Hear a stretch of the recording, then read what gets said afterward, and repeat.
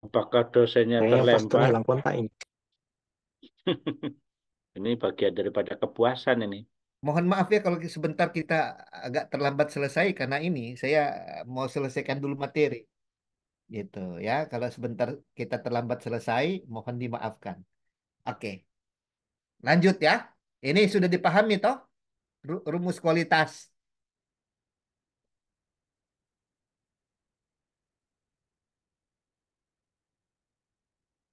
Oke, saya lanjut. Nah, karena bagaimana kualitas itu terjaga dalam pelayanan gereja? Ada beberapa pokok pemikiran yang saya coba akan utarakan secara singkat karena sebenarnya waktu idealnya kalau tidak terputus tadi itu tinggal setengah jam lagi. Pertama, ibadah raya. Nah, bagaimana kita meningkatkan kualitas ibadah raya? Yang pertama, pujian dan penyembahan. Kembali saya tekankan, bukan masalah full band, bukan masalah interior eksterior ruangan yang megah, bukan.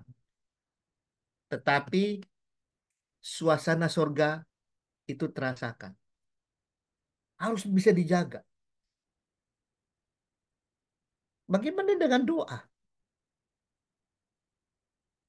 Terobosan dan kuasa yang nyata dari doa-doa itu terjadi. Saya teringat ketika saya mengambil kuliah master, khususnya Master of Divinity, di mana waktu itu saya mendapatkan mata kuliah metodologi penelitian, research method, mata kuliah itu. Lalu kemudian dosen yang merupakan guru besar dari Universitas Hasanuddin, guru besar ekonomi, dia mengajak dan uh, kita meneliti karena waktu itu jujur, waktu saya mengambil program MDiv, itu aliran karismatik baru bertumbuh subur di seluruh Indonesia.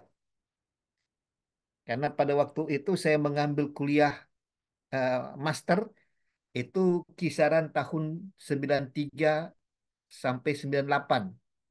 Saya ngambil kuliah master itu. Dan ternyata kami mendapatkan satu hasil penelitian. Salah satu penyebab banyak orang Kristen pindah gereja dari gereja Protestan ke gereja-gereja aliran karismatik itu ternyata karena kuasa doa.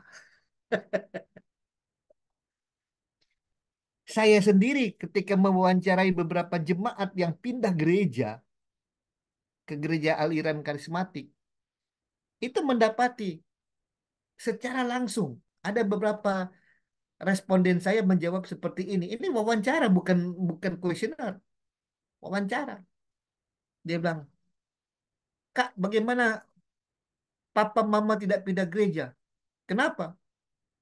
Itu Pak Pendeta kami, gembala kami datang ke rumah sudah berbulan-bulan mendoakan untuk omak saya.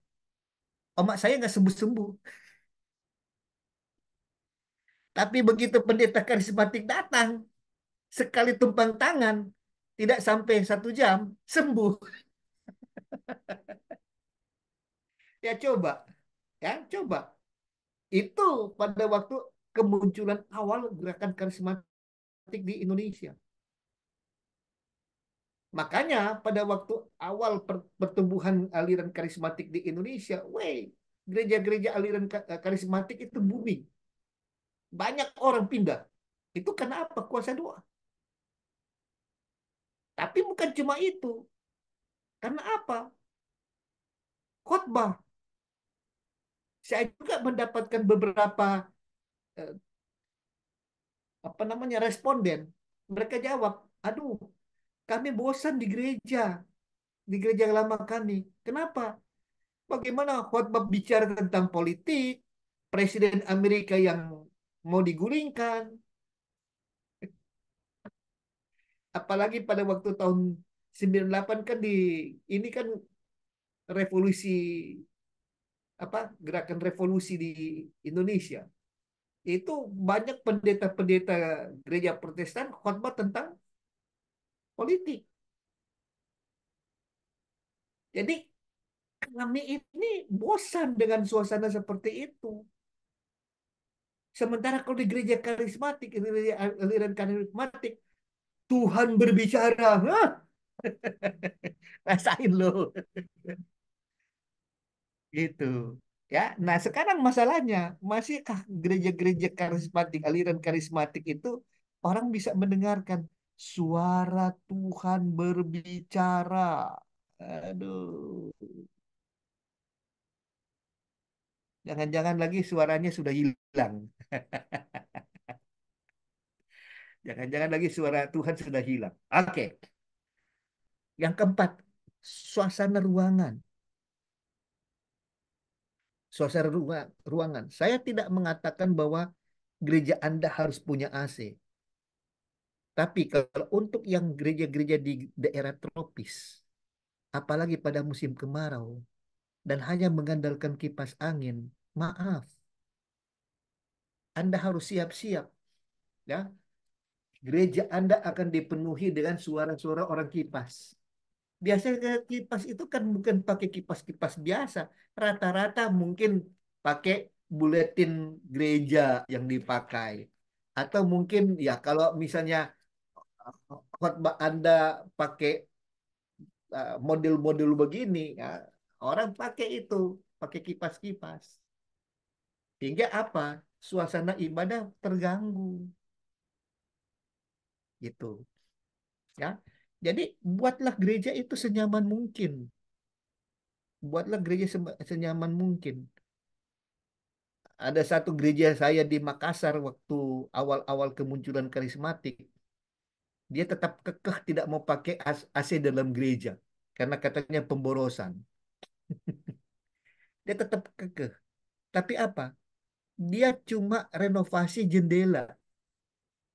Jadi jendela yang biasanya cuma berbentuk sejajar dengan dinding, dia bikin agak serong sehingga bisa memancing angin-angin masuk. Jadi begitu jendela dibuka, prak, angin langsung masuk. Itu. Dan itu cukup menolong, mengurangi orang kipas-kipas dalam gereja. Gitu. Ya. Jadi tolong perhatikan bukan masalah mewahnya, bukan masalah bagusnya, tapi cobalah supaya jemaat itu bisa tidak terganggu konsentrasi dalam penyembahan kepada Tuhan. Itu suasana ruangan. Pelayanan jemaat. Semua jemaat merasa diterima tanpa perbedaan. Nah, hati-hati untuk Anda yang bertugas pada hari Minggu. Entah itu Anda WL, entah itu Anda khotbah. Apalagi kalau misalnya Anda penjemput tamu, usher greeters, atau Anda sendiri gembala. Maaf, bagaimana penyambutan Anda dengan jemaat? Semua Anda salami? Karena kadang-kadang ya, cuma dari cara salam kita pelayan-pelayan Tuhan di gereja, jemaat bisa lari loh. Karena apa? Mungkin jemaat merasa harga dirinya diinjek-injek hanya gara-gara cara salaman kita. Sorry, ini masalah-masalah sepele. Ini masalah-masalah kecil yang seringkali mengganggu penilaian orang kepada kita. Bagaimana jemaat atau konsumen internalnya kita dapat dipuaskan. Atau jemaat yang simpatisan yang notabene konsumen eksternal eksternal tapi ada di dalam gedung gereja saat ibadah itu bisa merasakan kepuasan dalam pelayanan kita. Khususnya dalam ibadah raya, dalam ibadah Sunday service, ibadah minggu pagi misalnya. Atau beberapa nama yang Anda biasa sebut, yang biasa Anda pakai di gereja Anda. Mari kita benahi ini. Oke. Saya coba perhatikan lagi.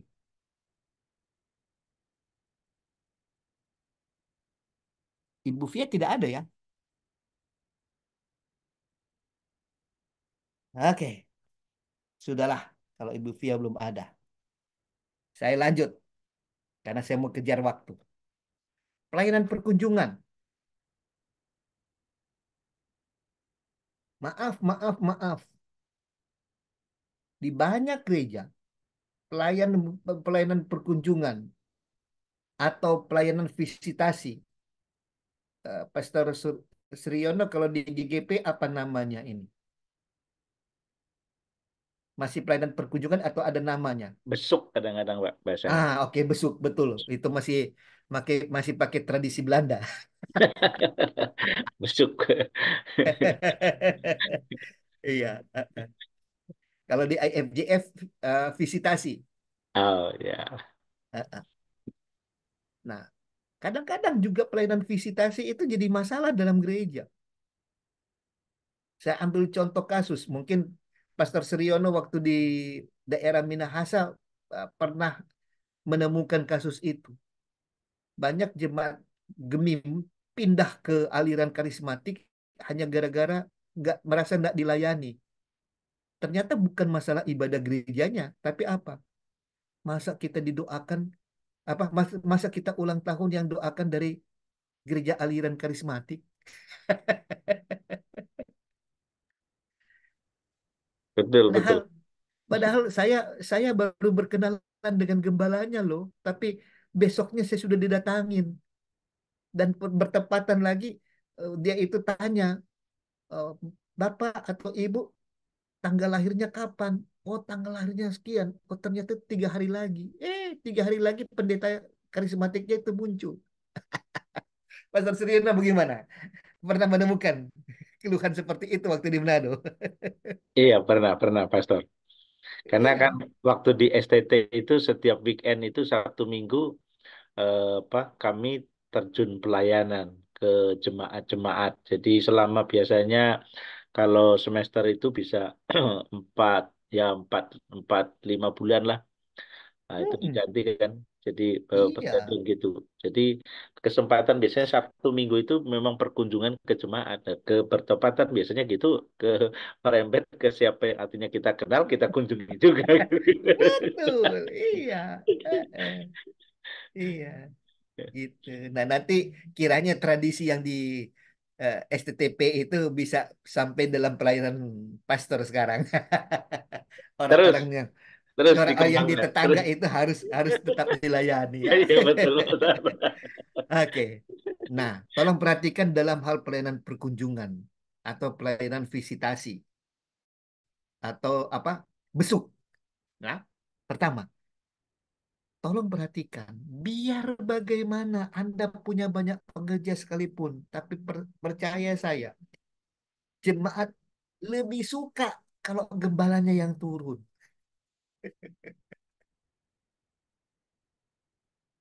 Karena ternyata apa? Ketika saya coba mewawancarai tetangga-tetangga saya yang di Manado, yang dari Gemim, emang waktu kalian di Gemim, itu siapa yang datang berkunjung? Masa yang datang berkunjung cuma ini, cuma penatua. Atau kadang-kadang bukan lagi penatua yang datang, cuma syamas. Atau kadang-kadang cuma diaken. Jadi kamu punya mau, ya kemana sampai pendeta gereja? Astaga. Ya, sekali lagi, sebisa-bisanya kalau Anda seorang gembala, jangan serahkan termasuk kepada full timer gereja Anda, apalagi majelis gereja Anda. Nah, kalau memang Anda merasa, aduh kalau begini kan, apalagi kalau jemaat saya banyak, bagaimana bisa saya melayani? Kalau jemaat saya mungkin cuma 5, 7, 10 kakak masih bisa saya layani. Tapi kalau gereja saya, jemaat saya itu sampai 100 kakak. Nah, 100 kali 4 orang, anggota 400 orang. 1 bulan, mulai bermatematika pelayanan. Gitu. Ya. Nah, kalau seperti itu, tolong perhatikan, latih orang-orang yang Anda pilih. Dan tolong perhatikan di sini, Anda latih tim perkunjungan yang kemampuan dan karunia mirip dengan Anda. Tolong perhatikan ini. Kalau Anda melatih orang, jangan cuma asal latih. Tapi perhatikan, knowledge dan skill harus mirip dengan Anda. Jangan beda. Itu yang menyebabkan kenapa jemaat lebih memilih gembalanya yang datang. Karena apa? Ya, mungkin mungkin Pastor Sriono waktu di Manado pernah pernah mengalami ya, pernah bukan mengalami, minimal menyaksikan. Mungkin ada tim perkunjungan dari gereja tertentu datang ke rumah-rumah jemaatnya. Eh, sampai di sana cuma apa? Mungkin waktu dulu zaman-zamannya pastor mungkin ada di Manado itu zaman televisi itu telenovela. Iya kan pastor? Iya, itu dari 90 sampai 94 kayaknya itu lagi rame-ramenya itu. Iya.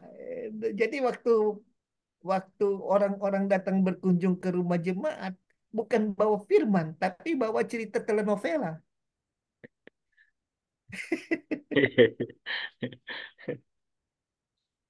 Kalau sekarang mungkin Anda berkunjung ke rumah jemaat ceritanya apa?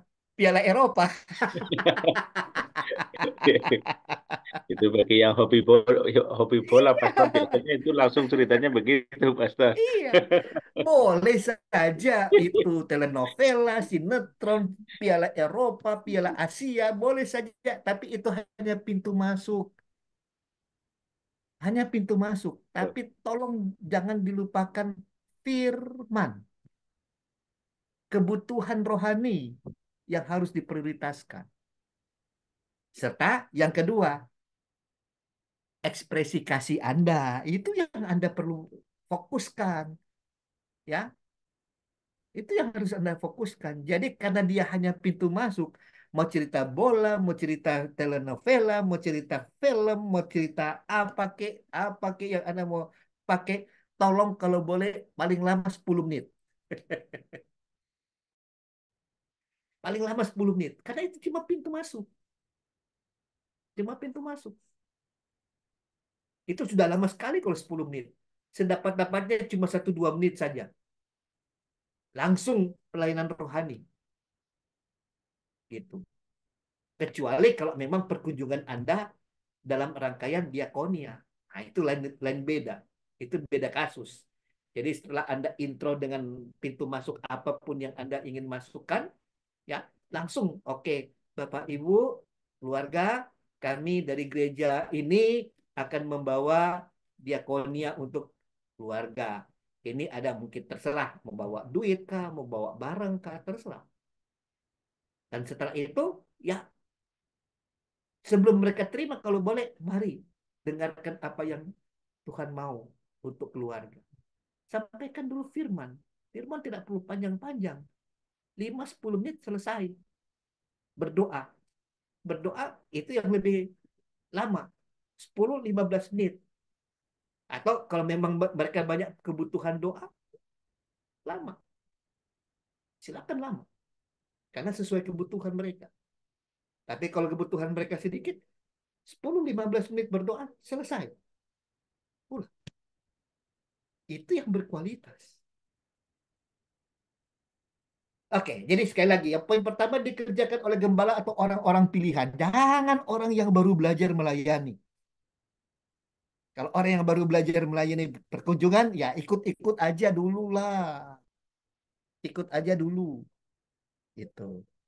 Nanti sambil ikut-ikut, baru kemudian dijelaskan kembali di pastori. Nanti kalau kamu jalan sendiri itu begini, begini, begini ya, gitu.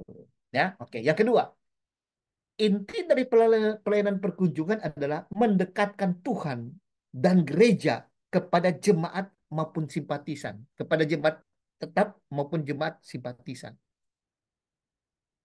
Dekatkan Tuhan dan dekatkan gereja Anda. Kalau memang itu jemaat tetap, ya intinya dekatkanlah mereka dengan Tuhan karena mereka sudah cukup kenal dengan gereja Anda, dengan termasuk sinode gereja Anda. Tapi kalau dia simpatisan, Anda boleh, kenapa tidak? Dalam beberapa rangkaian pelayanan perkunjungan ke keluarga tersebut, Anda boleh menjelaskan, oh gereja kami ini modelnya seperti ini. Gereja kami modelnya seperti itu. Dan nggak apa-apalah. Anda boleh tanamkan rasa cinta mereka untuk gereja Anda. Nggak apa-apa. Nggak apa-apa. Sambil Anda mendekatkan mereka untuk cinta Tuhan. Gitu. Tapi kalau untuk jemaat yang sudah jemaat tetap, ngapain lagi mau tandaskan itu untuk mencintai gereja? Itu kan sudah mengalir secara otomatis. Anda tinggal jangan-jangan mereka ini mulai kurang suka dengan gereja. Nah, itu Anda boleh jaga-jaga. Tapi intinya Anda dekatkan jemaat tetap Anda kepada Tuhan. Yang ketiga, datanglah dengan penuh kasih, perhatian, dan juga kepedulian. Walaupun Anda mau bawa firman, tapi cobalah raba apa kebutuhan mereka. Ya. Dan ini yang keempat, bukan tempat curhat, tapi wadah agar jemaat bisa bertumbuh secara rohani. Ya, Anda bisa disitulah dalam perkunjungan itu ada proses mentoring, ada proses proses discipleship, itu Anda bisa lakukan gitu ya. Kalau di IFJF ada wadah sebenarnya ini yang kita kenal dengan discipleship journey yang terdiri dari, masih ingat teman-teman IFJF, boleh sebut? Saya sudah sebut discipleship journey ada dua. Dulu discipleship journey di IFJF itu namanya sentra salib. Masih ingat pelayanan apa yang di discipleship journey teman-teman IFJF?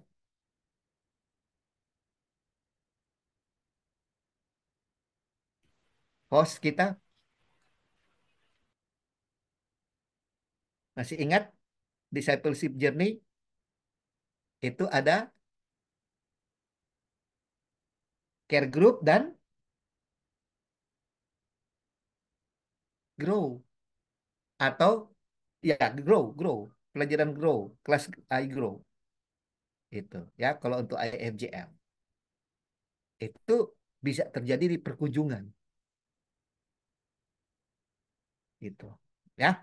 Oke, pelayanan perkunjungan atau pelayanan visitasi. Tolong perhatikan. Jadi untuk meningkatkan kualitas pelayanan gereja, tolong perhatikan.